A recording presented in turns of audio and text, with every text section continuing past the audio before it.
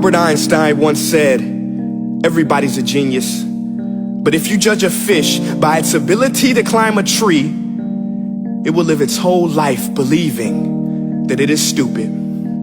Ladies and gentlemen of the jury, today on trial we have modern day schooling. Glad you could come. Not only does he make fish climb trees, but also makes them climb down and do a 10-mile run. Tell me, school, are you proud of the things you've done?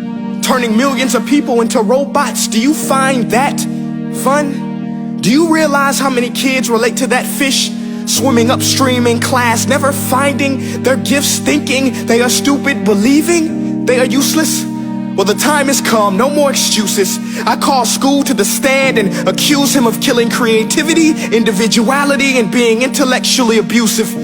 He's an ancient institution that has outlived his usage. So, Your Honor, this concludes my opening statement, and if I may present the evidence of my case, I will prove it. Proceed. Exhibit A. Here's a modern day phone. Recognize it? Here's a phone from 150 years ago. Big difference, right? Stay with me. Here's a car from today, and here's a car from 150 years ago. Big difference, right? Well, get this. Here's a classroom of today, and here's a class we used 150 years ago. Now, ain't that a shame? In literally more than a century, nothing has changed. Yet you claim to prepare students for the future? But with evidence like that, I must ask, do you prepare students for the future or the past? I did a background check on you and let the record show that you were made to train people to work in factories, which explains why you put students in straight rows, nice and neat, tell them sit still, raise your hand if you want to speak, give them a short break to eat, and for 8 hours a day tell them what to think. Oh, and make them compete to get an A letter which determines product quality, hence grade A of meat. I get it. Back then, times were different. We all have a past. I myself am no Gandhi. But today, we don't need to make robot zombies. The world has progressed. And now we need people who think creatively, innovatively, critically, independently, with the ability to connect. See, every scientist will tell you that no two brains are the same. And every parent with 2 or more children will confirm that claim.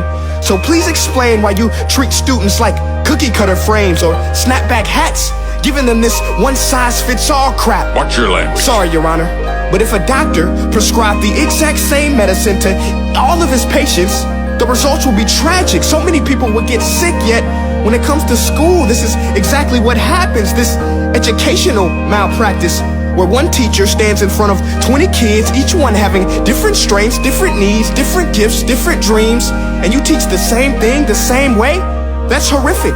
Ladies and gentlemen, the defendant should not be acquitted. This may be one of the worst criminal offenses ever to be committed. And let's mention the way you treat your employees. Objection. Overruled. I want to hear this. It's a shame. I mean, teachers have the most important job on the planet, yet they're underpaid? No wonder so many students are short-changed. Let's be honest, teachers should earn just as much as doctors, because a doctor can do heart surgery and save the life of a kid, but a great teacher can reach the heart of that kid and allow him to truly live.